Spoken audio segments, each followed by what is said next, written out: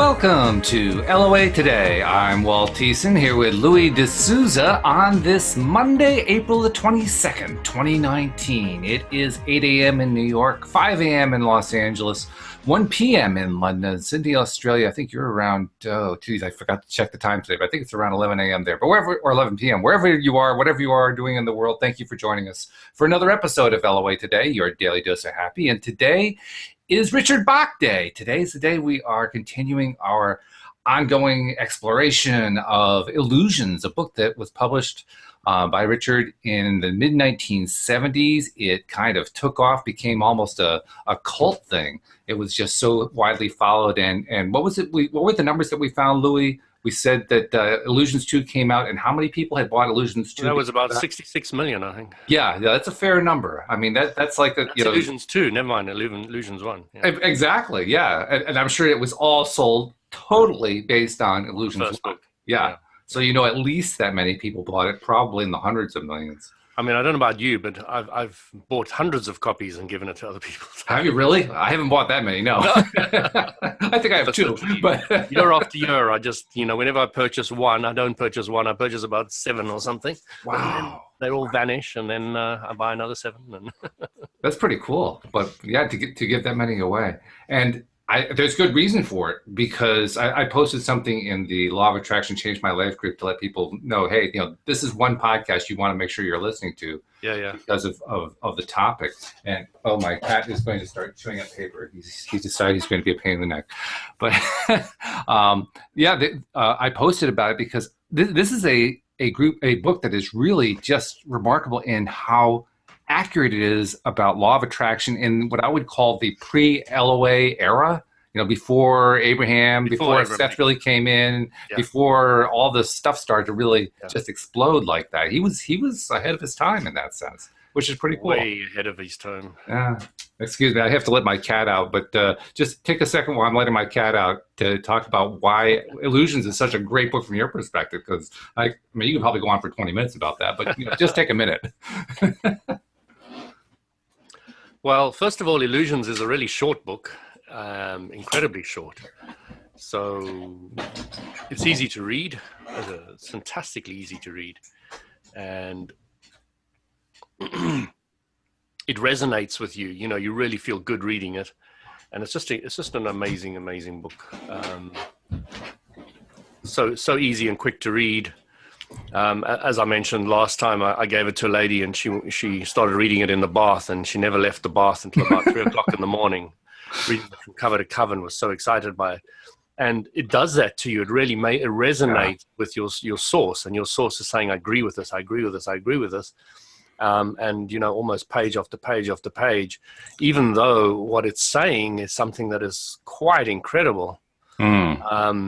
In its lengths and breadths of what the accurate use of the law of attraction, or clear use of the law of attraction, can actually manifest for you. It just blows you away. It's like, wow, we're in this LOA group and we're talking about manifesting a car. That's nothing besides swimming in the ground, or walking on water, or flying. It's just like we haven't scraped the surface yet of what is true. Well, yeah. Well, that's something I was noticing over the weekend, how just in my own journey, I have a lot that I want to learn. I have a lot that I want to explore. And I started doing some exploration over the weekend. And it had, I guess I couldn't call it an unexpected result, because it really should have been expected, but it had a delightful result in that I felt really, really good after just making some attempts. Not that I succeeded in swimming in the ground or anything like that. But didn't quite get there. But just exploring this stuff made me feel a rookie, man. Yeah, I know. Well, I can tell you've been swimming in the ground. You got the dirt all over your hair. Sorry, I forgot to wash again this morning. Yes. Well, you see, you're supposed to do it. You did it the Richard way. The Richard way is just to swim in the earth and just kind of have to shake yourself off. The Donald Shimoda way. That's where you come out and just kind of flakes off of you. Yeah. That's another level. That's another level. That's right. Oh my goodness! I just lost my copy. Oh, here it is. So yes, we read chapter 1 or part 1. I'm not sure are these chapters or parts or whatever they are. But one of the cool things about this book too is that it's fiction. I mean, it's written as a fictional story, Mm. which is really, really cool because there aren't too many. I mean, there are probably a few out there, but there aren't too many law of attraction type, spiritual type books that are written in fiction form. I mean, you introduced me to one. There's this one, but I can't think of a whole lot of others beyond that, you know? I can't either. Not with the clarity. Not with the clarity. Not with the clarity. So. And not that somebody who's taken Abraham-Hicks stuff and put it into their own form. Yes. Of course, we're doing, and right. many other people are doing. So, right. Well, what I perceive the Abraham-Hicks teachings is going to do, it's going to get lots of people like us and thousands of other people taking the law of attraction teaching that they've got and putting it in their own mold. Mm. And different people will be attracted to different molds. And then it'll all lead up to kind of the Abraham-Hicks teaching. Your microphone just attacked you. Oh, that's great. But what I really like is the idea of you know, the physical universe is really, we're on the leading edge. And yes, if somebody understood what that meant, they would start getting a lot more satisfied with where they're at.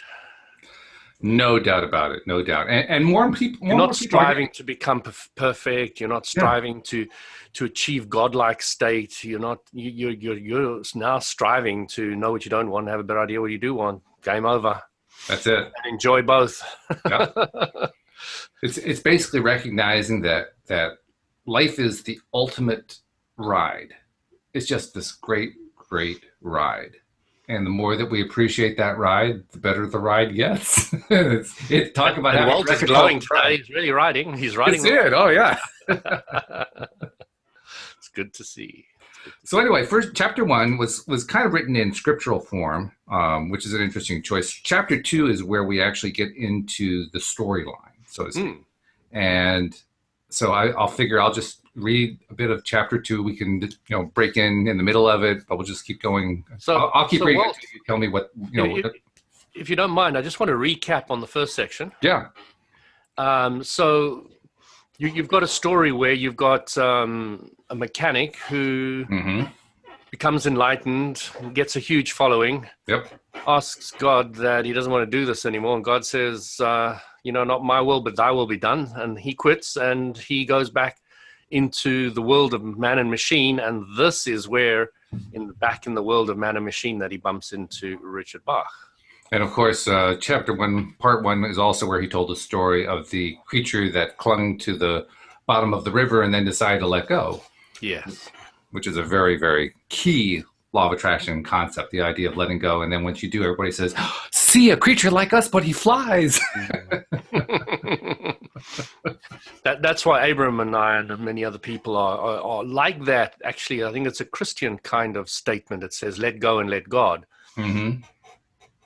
Let go and let source, more accurately, from my perspective. And letting that power that is within you come out and letting it help guide you, which I think is amazing. Yeah. It is amazing. It's amazing what happens when we do that. That's when all the wonderful craziness happens. That's the way I like to describe it. That's where the confidence and the cockiness and the sureness and comes into it all. And the most interesting and difficult and easy part of it, all in one kind of a big ball, is the more that we just let it go and do what it needs to do, the more it happens. The more we try to make it happen. Yeah. The more we try to make it happen, the less it happens, because we just aren't as happy anymore. Which is a very interesting concept. But you're supposed to work hard, study hard, and go. Yes, right. Nose to the grindstone, absolutely. No, that nose to the grindstone doesn't work so well. I learned that one from personal experience. Kind of the hard way. It's really interesting, but we really ingrained that it is the only way. Oh, yeah. And I catch myself in so many different circumstances with that vibrational premise fitting in. Mm-hmm. Like, oh my gosh. It comes in so many different forms, you have no idea. Yeah, well, actually, I do have an idea. I tried the ball. Oh, boy. And they are certainly self-defeating. So anyway, let's start the story, and feel free to jump in anytime while I'm reading. You know, if you see a good point to say, oh, here's a great thing to keep in mind. But it starts by saying, it was toward the middle of the summer that I met Donald Shimoda. In 4 years flying, I had never found another pilot in the line of work I do, flying with the wind from town to town, selling rides in an old biplane, $3 for 10 minutes in the air. Boy, is that a 1970s price or what? $3 for 10 minutes in the air? Today, you're lucky if you can pay 30. Times have changed. Oh, yes. But one day, just north of Ferris, Illinois, I looked down from the cockpit of my fleet, and there was an old Travel Air 4000, gold and white, landed pretty as you please in the lemon emerald hay. Lemon emerald hay. Say that one 3 times fast. Mine's a free life, but it does get lonely sometimes. I saw the biplane there, thought about it for a few seconds, and decided it would be no harm to drop in. Throttle back to idle, a full rudder slip, and the fleet and I fell sideways toward the ground. Wind in the flying wires, that gentle good sound, the slow pock-pock of the old engine loafing its propeller around. Goggles up to better watch the landing, cornstalks, a green leaf jungle swishing close below, flicker of a fence, and then just cut hay as far as I could see. Stick and rudder out of the slip, a nice little round out above the land, hay brushing the tires, then the familiar calm crashing rattle of hard ground under a wheel, slowing, and now a quick burst of noise and power to taxi beside the other plane and stop. Throttle back, switch off, the soft clack-clack of the propeller spinning down to stop in the total quiet of July. The pilot of the Travel Air sat in the hay, his back against the left wheel of his airplane, and he watched me. For a half-minute, I watched him too, looking at the mystery of his calm. I wouldn't have been so cool just to sit there and watch another plane land in a field with me and parked 10 yards away. I nodded, liking him, without knowing why. "You looked lonely," I said, across the distance between us. "So did you." "Don't mean to bother you. If I'm one too many, I'll be on my way." "No, I've been waiting for you." I smiled at that. "Sorry I'm late." "Well, that's all right." I pulled off my helmet and goggles, climbed out of the cockpit, and stepped to the ground. This feels good when you've been a couple of hours in the fleet. "Hope you don't mind ham and cheese," he said. "Ham and cheese and maybe an ant." No handshake, no introduction of any kind. He was not a large man.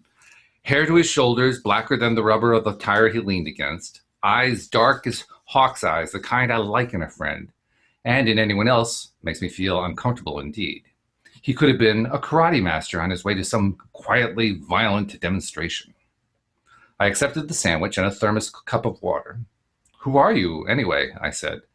"Years I've been hopping rides, never seen another barnstormer out in the fields." "Not much else I'm fit to do," he said, happily enough. "A little mechanicking, welding, roughneck a bit, skinning cats. I stay in one place too long, I get problems, so I made the airplane, and now I'm in the barnstorming business." "What kind of cat?" "I've been mad for diesel tractors since I was a kid." "D8s, D9s, just for a little while in Ohio." "D9s? Big as a house? Double compound low gear, can they really push a mountain?" "Well, there are better ways of moving mountains," he said with a smile that lasted for maybe a tenth of a second. I like that. I leaned for a minute against the lower wing of his plane, watching him. A trick of the light. It was hard to look at the man closely, as if there were a light around his head, fading the background of faint misty silver. "Something wrong?" he asked. "What kind of problems did you have?" "Oh, nothing much. I just like to keep moving these days, same as you." I took my sandwich and walked around his plane. It was a 1928 or 29 machine, and it was completely unscratched. Factories don't make airplanes as new as his was, parked there in the hay. 20 coats of hand-rubbed beauty-rate dope at least, paint like a mirror pulled tight over the wooden ribs of the thing.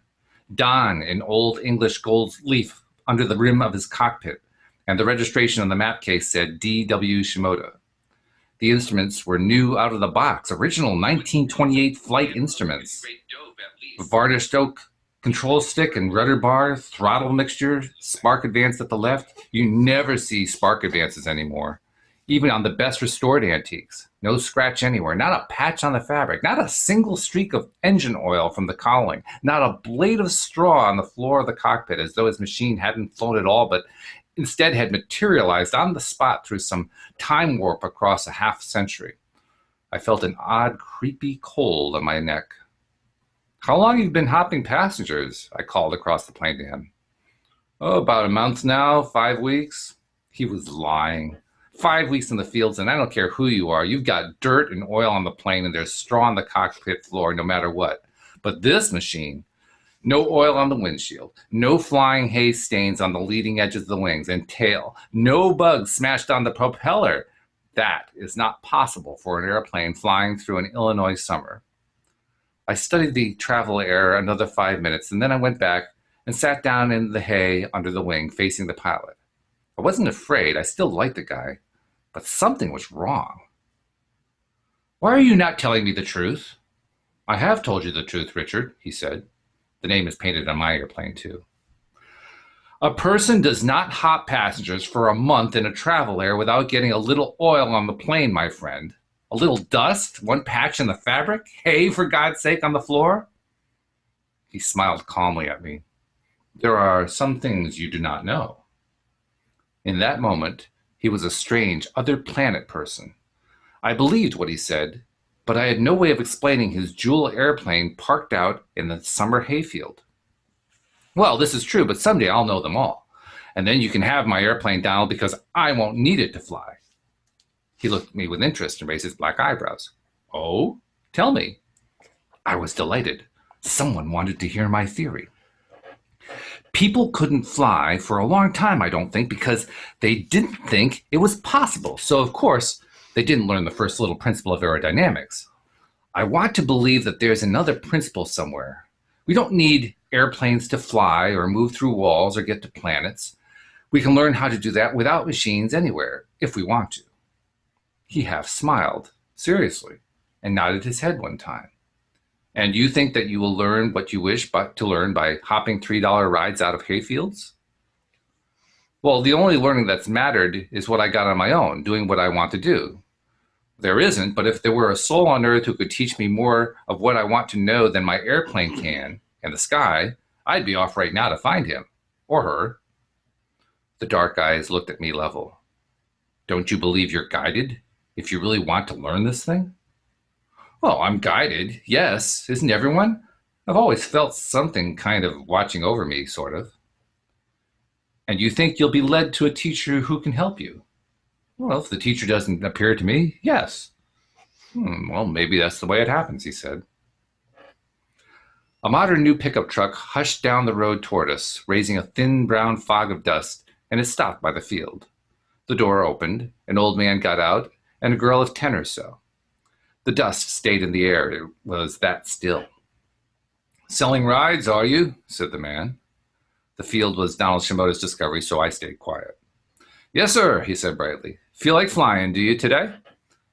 "If I did. You cut any did-dos? Turn any flip-flops with me up there?" The man's eyes twinkled, watching to see if we knew him behind his country bumpkin talk.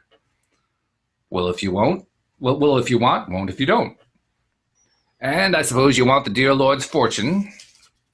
$3 cash, sir, for 9-10 minutes in the air.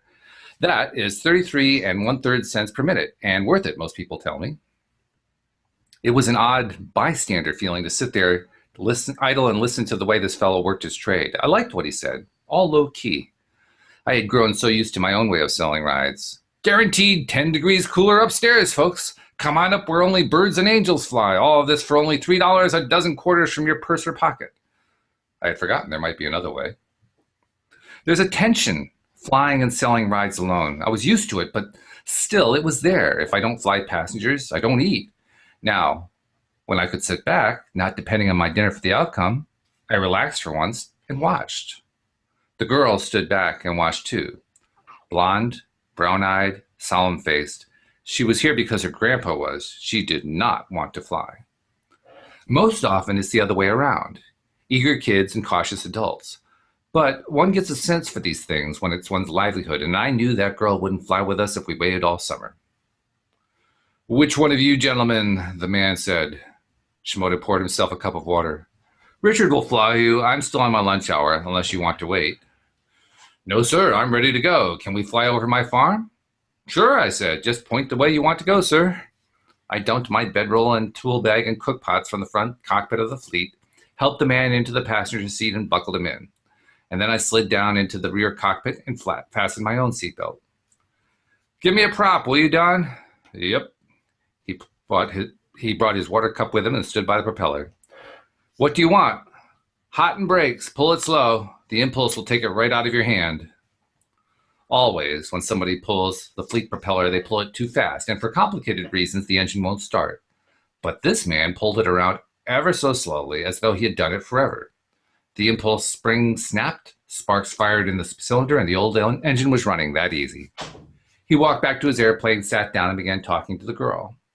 In a great burst of raw horsepower and flying straw, the fleet was in the air, climbing through 100 feet. If the engine quits now, we land in the corn, 500 feet now, and we can turn back and land in the hay, and now it's the cow pasture west, 800 feet in level, following the man's finger pointing through the wind southwest. 3 minutes airborne, and we circle the farmstead. Barns the color of glowing coals. House of ivory in a sea of mint. A garden and back for food. Sweet corn and lettuce and tomatoes growing. The man in the front cockpit looked down through the air as we circled the farmhouse, framed between the wings and through the flying wires of the fleet. A woman appeared on the porch below, white apron over blue dress, waving, and the man waved back. They would talk later of how they could see each other so well across the sky. I looked back. He looked back at me finally with a nod to say, that was enough, thanks, and we could head back now. I flew a wide circle around Ferris to let the people know there was flying going on, and spiraled down over the hayfield to show them just where it was happening. And as I slipped down to land, banked steeply over the corn, the travel air swept off the ground and turned at once toward the farm we had just left. Louie, I think we lost your video. There we go. I flew once with a 5-ship circus, and for a moment it was that kind of busy feeling of one plane lifting off with passengers while another lands. We touched the ground with a gentle rumbling crash and rolled to the far end of the hay by the road. The engine stopped, the man unsnapped his safety belt, and I helped him out. He took a wallet from his overalls and counted the dollar bills, shaking his head. That's quite a ride, son. Well, we think so. It's a good product we're selling. It's your friend that's selling. Oh? I'll say, your friend could sell ashes to the devil, I'll wager, can't he now? Well, how can you say that? Well, the girl, of course, an airplane ride for my daughter, Sarah. As he spoke, he watched the travel air, a distant silver mote in the air circling the farmhouse. He spoke as a calm man speaks, noting the dead twig in the yard had just sprouted blossoms and ripe apples. Since she's born, that girl's been wild to death about high places. Screams, just terrified. Sarah'd no more climb a tree than she'd stir a hornet's bare hand. Won't climb the ladder to the loft. Won't go up there if the flood was rising in the yard. The girl's a wonder with machines, not too bad around animals, but heights, they are a caution to her. And there she is up in the air. He talked on about this and other special times. He remembered when the barnstormers used to come through Galesburg years ago in Monmouth, flying two-wingers the same as we flew, but doing all kinds of crazy stunts with them. I watched the distant travel air get bigger, spiral down over the field in a bank steeper than I'd ever fly with a girl afraid of heights, slip over the corn and fence and touch the hay in a 3-point landing that was dazzling to watch. Donald Shimoda must have been flying for a good long while to land a travel air that way. The airplane rolled to a stop beside us, no extra power required, and the propeller clanked softly to a stop. I looked closely. There were no bugs on the propeller, not so much as a single fly killed on that 8-foot blade.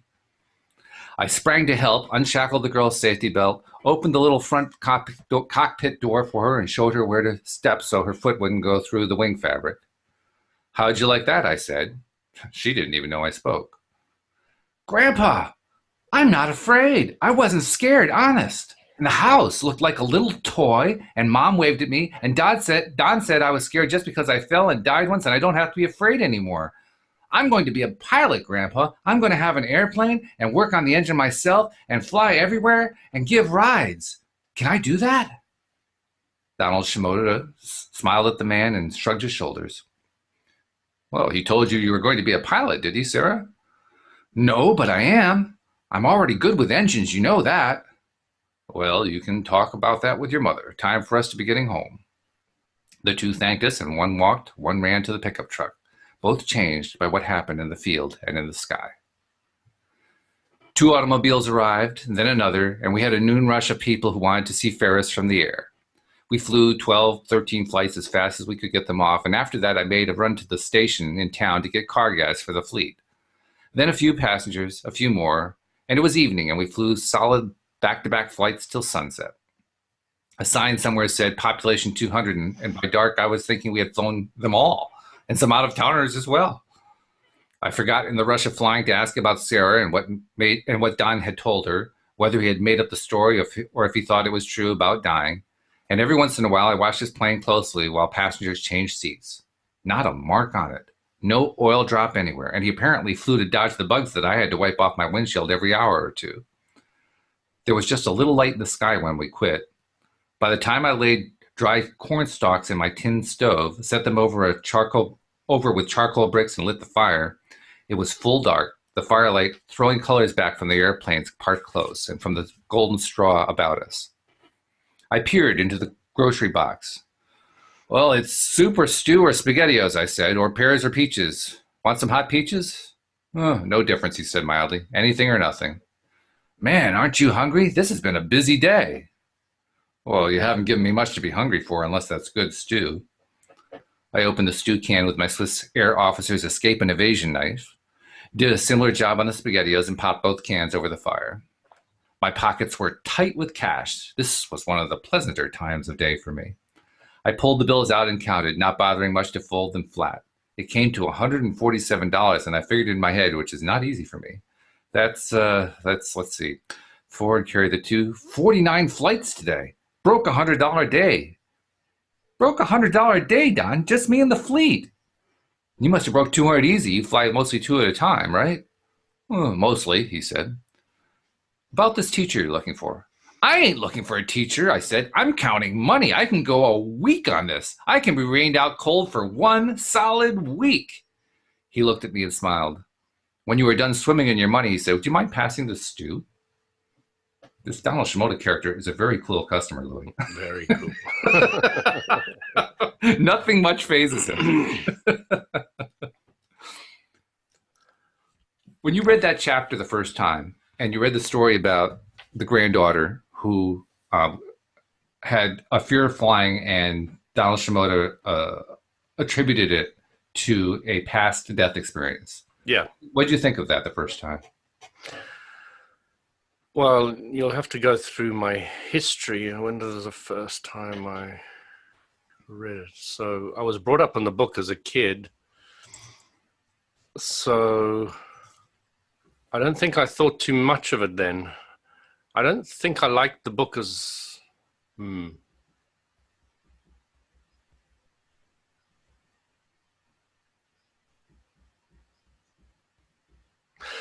I think I wasn't brought up as a kid with that book. I was brought up with The Prophet by Khalil Gibran, which I highly recommend to anybody. But I think my mentor gave it to me at the age of 21. So when I read it then, I'd already started to look at reincarnation and karma.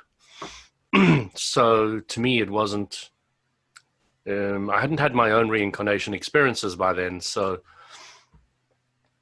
I probably would have just thought it was quite interesting, quite a new idea, because I was breaking away from Christianity at that stage, and looking at many other religions and groups. So I probably don't remember exactly how I felt, but it probably would have been something like, "Oh, this confirms what I think is the way it is." Oh, okay. Well, you also... that's a long, complicated answer to something. No, that's fine. That's fine. And actually, I'm going to have to follow up in a moment about one comment you made, because you kind of left a thought dangling in the air, and I can't let that dangle there. But my own reaction when I first read it was skepticism. Like, I'm enjoying this story. This is a fun story. I can tell he's a good writer. But this is like one of those suspend your disbelief times, and I'm not really ready to suspend my disbelief, so I'll just skip it for now. Okay. That was my reaction. But the thought that you left dangling in the air there was when you said, when you had your own reincarnation experiences for the first time. And I say that you left it dangling partly because people who teach the idea of reincarnation say most of us have been reincarnating over and over again. And here you are saying that you reincarnated for the first time, but you also said you did it during your lifetime. So there's a special story there, and I'm wondering what the story is. I think it was maybe a misinterpretation of what I was saying. My first reincarnation experience, not my first lifetime of remembering my first incarnation into the physical contrasting universe. Ah, okay. Okay. I don't think I'd really want to remember when I was a diamond or... I don't think it... Yeah, never mind. It's not exactly a thrilling lifetime. No, I don't know what I say. Well, I was still for a long time. I was sparkling and sparkling. Much at all. Couldn't wait for the higher vibrations. Ah, sparkle, sparkle. Okay. But what was it like when you remembered your first, or what you first remembered? What did you say you remembered your very first reincarnation, or that you first remembered reincarnation? How I had my first past life experience. That might be a clearer way of explaining it. Okay. Yeah. All right. And that I kind of presume was a bit life-changing.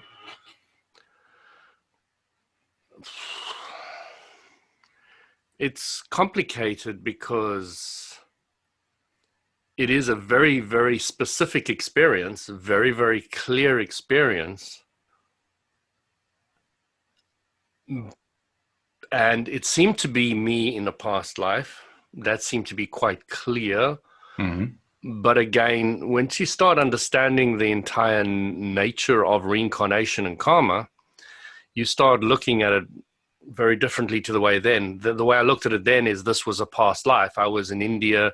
I was sitting in the lotus position. I was a snake charmer, and I had this bowl thing, and I was playing my flute and or whatever it was. And not that I can play an instrument this lifetime, but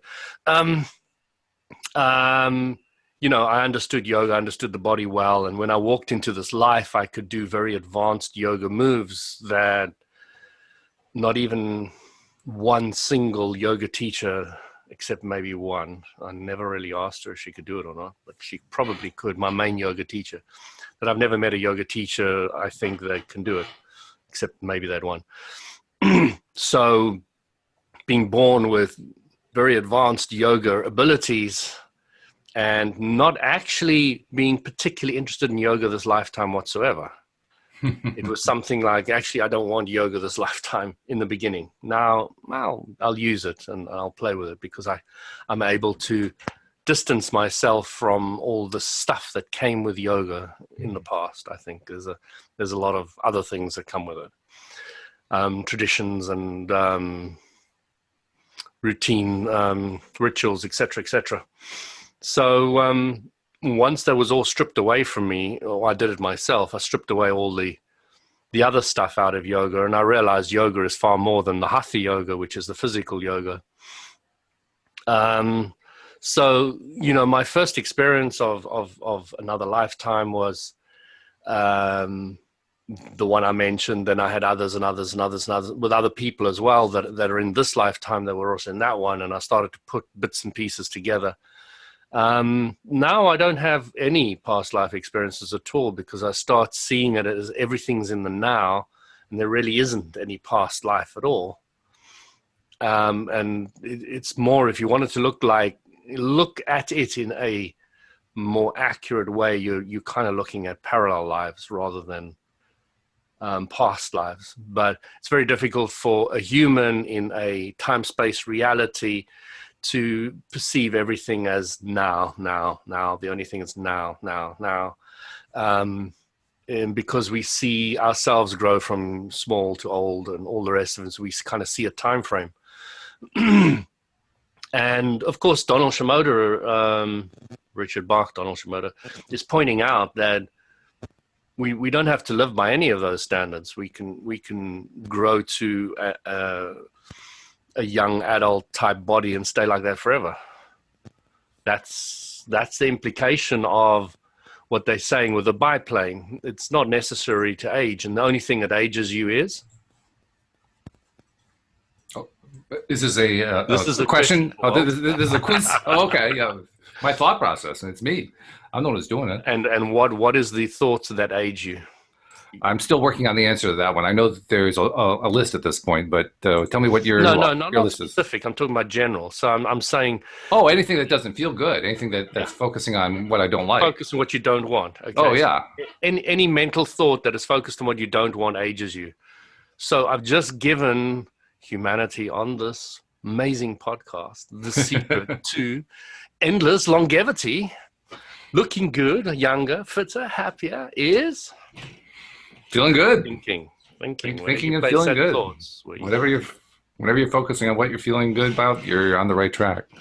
By the way, Susie had a nice comment for you. She says, I know what Louis is talking about. I had a very similar experience during a sound healing session. By bringing those lifetimes into the present, it really helped me to understand the energy around a serious health problem and got me on the path to healing by myself. Yeah. Yeah. So, Susie, there's an interesting aspect of your story that I wanted to clarify in a way. You might understand this, but I went to a reincarnation seminar, and the guy kept on saying, it's good. You can do this method and that method to experience your past lives, and on and on. I put my hand up and I said, why do you want to experience past lives?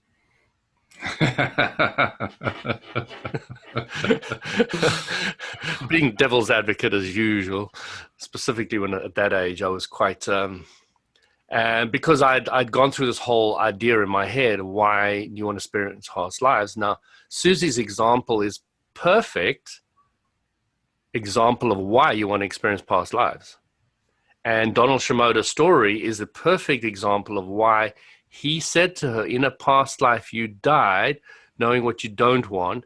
So now when you're clear about what you don't want, you can now move to what you do want. All right. So it's all about the expansion. And Susie was talking about how she expanded out of it.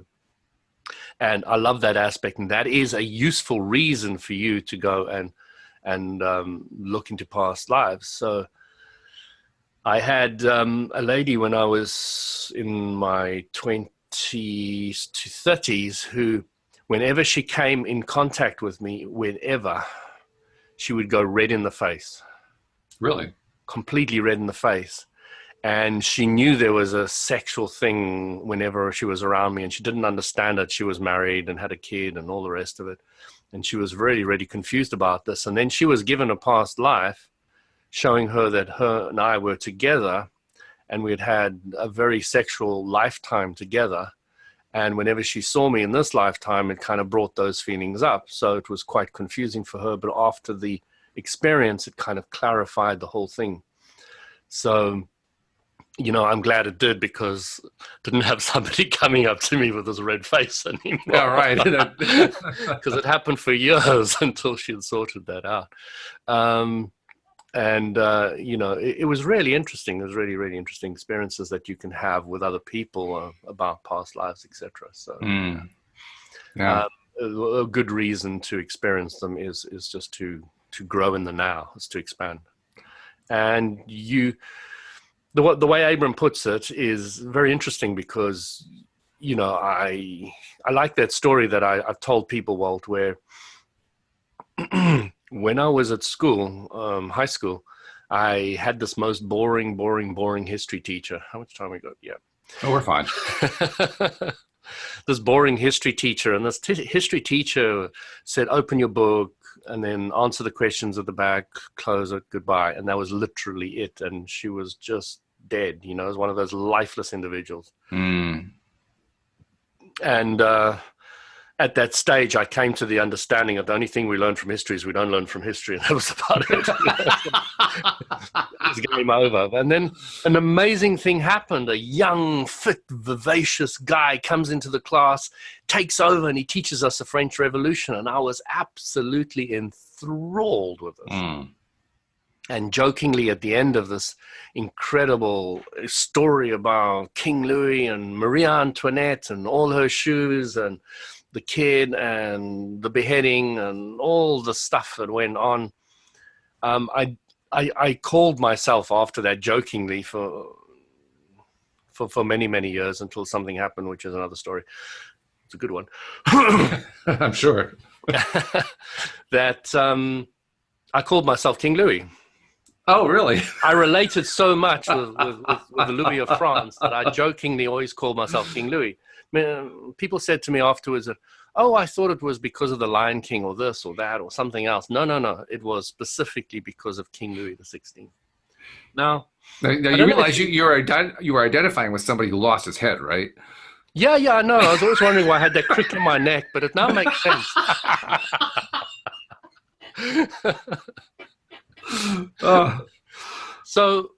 So I don't know if you know Marie Antoinette, but not personally. She was no. Oh, no. I missed that lifetime. Yeah. They have some more past life experiences. No, I was just one of the French peasants who was complaining about the royalty and wanting to get their heads off or something like that. So, yeah, Maria was a daughter of Queen of Austria.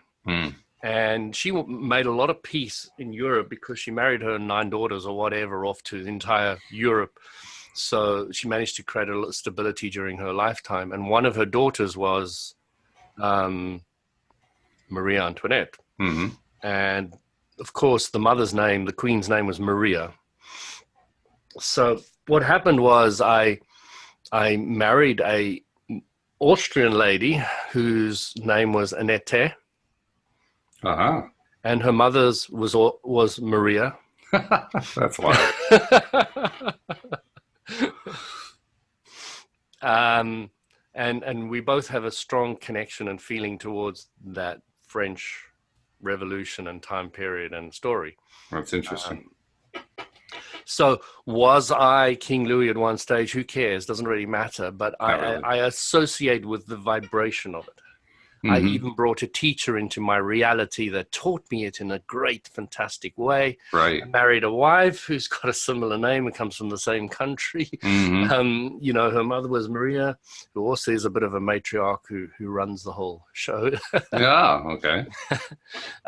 So, it all fitted together. And it was just amazing to me when you start putting the pieces together of past life and current life.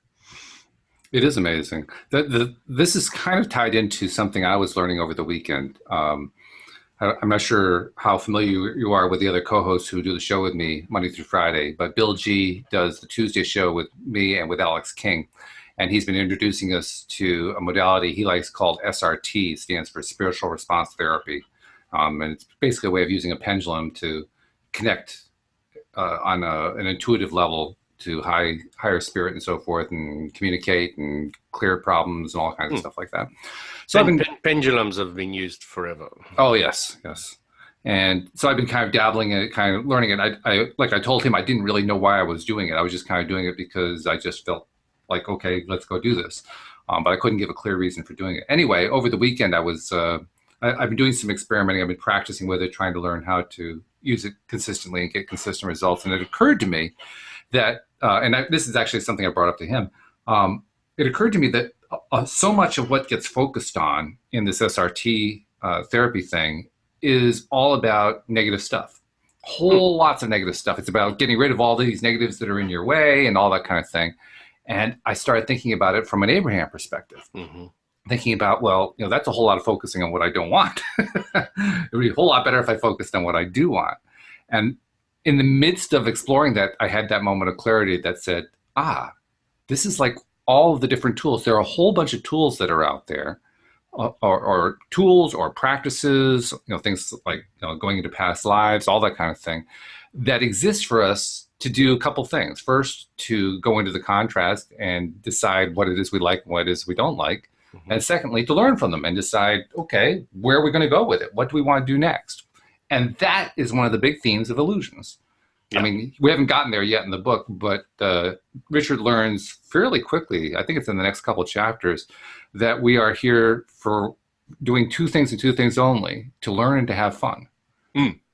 Because yes, I taught that to my daughter at a young age. I said, why are we here? We're here to learn and have fun. Yeah. I said, you can give me any other reason you want, but they will fall into those 2 categories. Right. Exactly. So when you look at your experience with past lives, you were doing some combination of that too. You were learning, you were having fun, you were enjoying it. And in fact, when you got into the French Revolution part, you were really having fun. You were having a blast learning this thing. You'd attracted this teacher who was just fascinating to you, was able to tell stories in a great way that just drew you right in. He felt French, and he had really, really tight pants on, showing everything. And he had this little bit of naffness to him, and he was so cool. It was that's so funny. different, Yeah. This is an Afrikaans Dutch Reform type church in South. Church ran the school. Right. Where I came from, we stood and sang the national anthem before we went into our classes every morning at school. Mm-hmm. It was a different world. Hey, that still happens here in the U.S., but that's another topic. We won't get into that today. When I'm thinking about illusions and the first chapter that we read there, and how he basically it's actually the second chapter of the book. He's introducing us to the character Donald Shimoda. He's establishing himself as being the author. I mean, the author is pretty much autobiographical in that character, Richard. That's pretty clear too. And he's starting to lay out this guy, Donald, that he ran into in this storyline is a really fascinating character. And that's kind of what I'm leading up to when I'm talking about all this stuff. You talked about this great guy who was a really fascinating character who told you the story about the French Revolution. Same thing happening here in Illusions. Richard talking about this really fascinating character who's about to tell him some absolutely mind-blowing stories. And what's the most cool part of all is the French Revolution is talking about stuff that, I mean, you can probably draw law of attraction lessons from, but Richard Bach's story is law of attraction. Every step of the way. And that's what's so fun about it. So like when I was talking about my exploration of SRT over the weekend, I came to that realization. This is all about learning law of attraction. And in learning law of attraction, we're learning how to pick what are the things that we like, separate them from the things that we don't like, focus on those things that we like. And that's what it's all about. So literally, I mean, one of the things that you do with SRT is they have these charts that you use your pendulum on to kind of measure, okay, here's what's going on. Here's the thing you need to know about. So I said, well, how many positive charts are there in SRT? In fact, I asked Bill that on Friday. Bill came out with Linda Armstrong, and that was one of the questions I asked him. And he said, well, he actually named two charts. There's chart 19 and 6A or something like that. I forget what it was. And I actually looked in the book, and sure enough, those were the only two positive charts. All the rest of them were all this terrible stuff going on. Well, I was thinking about that, and I said to myself, why couldn't I make my own chart? And so I did. I made a chart based on Abraham's 22-step emotional guidance scale. And I started playing with it. And I wasn't sure what to do with it. I had no purpose. It was just like, let's just create a chart and see what happens. So I used Adobe Illustrator, and I created a chart and printed it out. Nice, neat looking chart. And I started playing with it. And I didn't even know what to do. So I started using the pendulum. I said, so chart, tell me where I am on the scale right now. And went right to the point on the scale where I was. It was perfect. I loved it. And I said, and where was that? Let's see. I can tell you. If I look at the scale, I always forget the different. It was at positive expectation / belief, which is the fourth point down from the top. Yeah, so I was in a pretty good place. And so I said to myself, well, gee, I wonder if I can use this tool to climb the scale. That's where you were at when you asked the question, or is that where you're at on average? That's where I was when I asked the question. Right. Okay. Right. And then I asked myself, well, Abraham teaches, you want to climb the scale one step at a time. I wonder, can I use SRT to climb the scale? I had no idea how to go about doing that. But I asked the question using the yes-no graph, and the graph came back, yes, you could do that. It's like, okay, let's give it a shot. What do I do? I had no idea what to do. So I just tried something. I don't even remember exactly what I tried. I just tried something. And I took a measurement, and when I took a measurement, literally about a minute later, I found I'd gone up one step on the scale. So now I was at enthusiasm / eagerness / happiness. And I thought to myself, cool. What I've just demonstrated to myself is that I took a tool, this SRT tool, and I used it as a way to climb the Abraham scale, which is exactly what Abraham teaches us. Which is exactly what we teach. So all of these tools are all about us learning how to climb the scale, learning how to be deliberate creators, learning how to select what we want and select out what we don't want and say, yes, I want that, and no, thank you on that. It's what all this stuff is. And that's what I see illusions as. When I first read illusions, I was confused by it. I was intrigued by it. I didn't know what to make of it. But now looking back, I understand this is another tool. This is another tool for deciding what it is that I want and what it is that I don't want. And it's a wonderful tool for that. It is brilliant. Yeah. Brilliant. So that was my big insight. That's why I came on the show today. I felt great because of that experience. Fantastic. Yeah. So I wanted to break this down for you just so from my perspective is what you're doing when you're using a pendulum is you're trying to learn to communicate with your non-physical self. Right. Your source energy. Okay. Right. Your vortex that knows everything that you want. All right. So do you have to use a pendulum, or can you just listen to, does it feel good? Does it not feel good? That's an interesting question. I mean, because ultimately Abraham would teach, and I think it's true, that you can just listen to how you feel. One of the reasons I was intrigued by the idea of using the pendulum is that I know what it's like to express the idea that I'm not sure how I feel.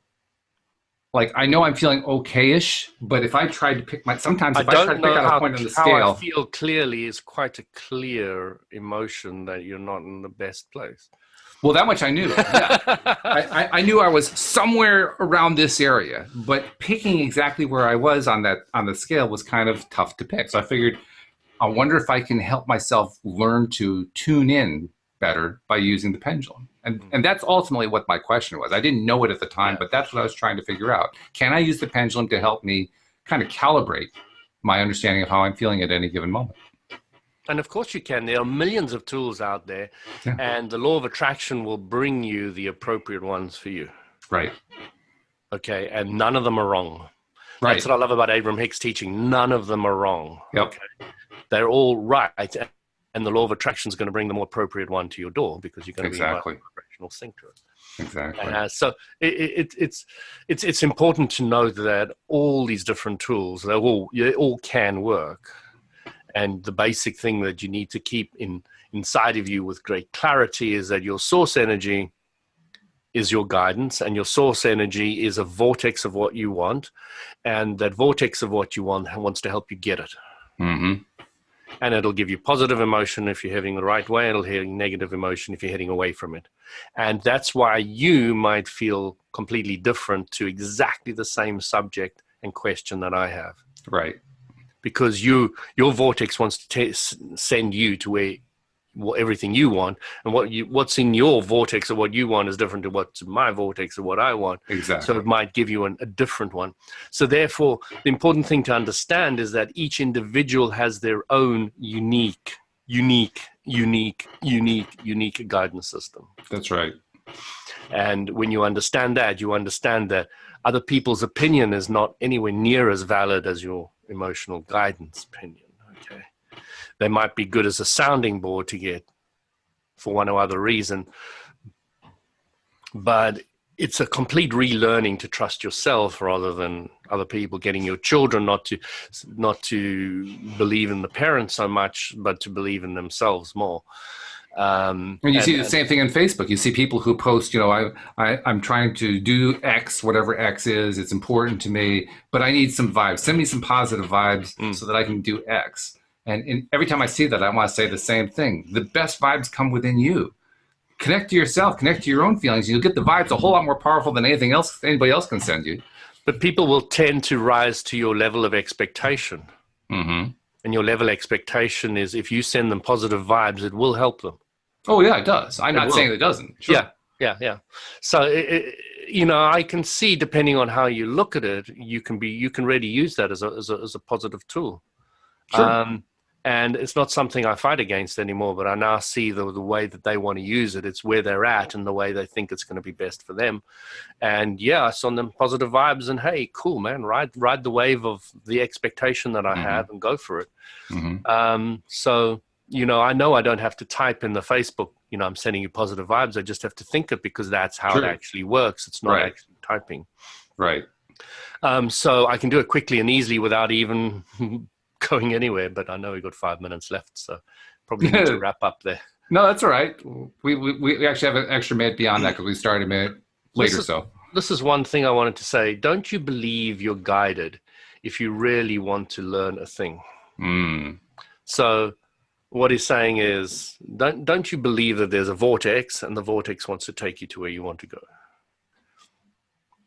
Yeah, that's basically it. I mean, that is basically it. I hadn't actually equated that until you said it just now. Yeah. That was essentially the same thing as the Abraham vortex, but it is. Yes, it is. And, you know, when your student is ready, the master appears. It's all the same thing. Yep.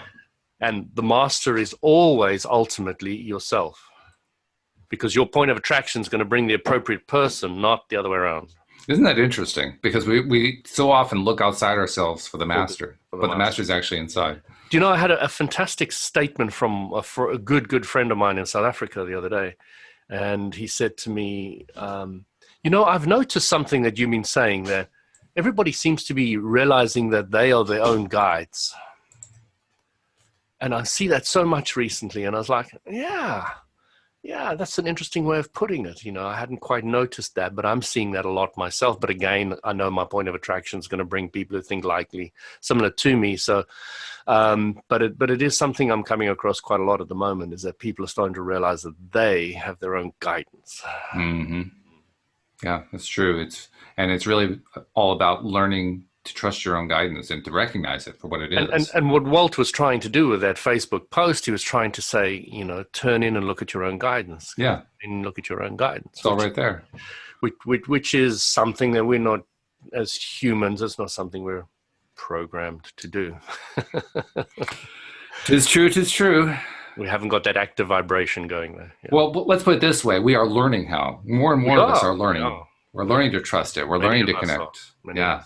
And it's a growing number, and it's exciting too. I like that. I like that fact a lot. I do want to take a couple minutes before we finish the podcast up today to remind people that if you're not yet a subscriber, please become one. It's very simple to do. We've got links in, if you're listening to the live stream, we've got links in the post where you're seeing this. If you are listening to the podcast, we've got links in there as well. Just click on the right link for your particular device. But if you can't find the links, they just aren't anywhere that you can find, just go to the homepage of our website, loatoday.net. And right there at the top of the page, you will see a link that is designed especially for your device, because it's actually smart. It's a smart page, Louis, a page that actually knows what kind of device you got and shows you the right one right there. You just click it. It's like a one option choice. You just click the one option and it just walks you right through it, which is pretty cool. You have the enlightened website. The enlightened website. That's right. I don't have like a little flash of light whenever you push the button. It knows what you want. And of course, once you become a subscriber, share the fact that you're subscribing. Actually, as you're listening to this episode and other episodes, just share the fact that you're listening so that more and more people can get their daily doses of happy.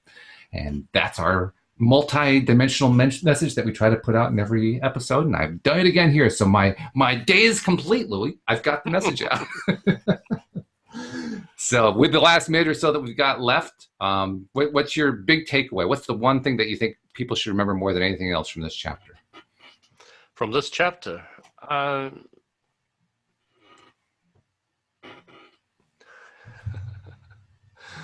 I'm tempted to say something, but I'll skip it. Okay. A little more explanation. So, your guidance system, everybody has their own guidance system. Tune in, listen to how you feel, and care more intensely about that than anything. And that's really Abraham-Hicks slant on it. But it was coming through very, very clearly in this chapter. I agree with you. Yeah, and I would say Abraham-Hicks and Richard Bach are completely on the same wavelength anyway. So you can kind of interchange one for the other. It's just different words more than anything else. Yeah. Jerry was often talking about the book as well. Yeah. Yeah, that's true. That's right. That was one of his influences, wasn't it? Yeah, I remember that. So, okay, well, this has been good. We will carry on with chapter 3 or part 3 or whatever you want to call third part next week. But in the meantime, Louis, have a wonderful week. You too. Enjoy yourself. Yeah.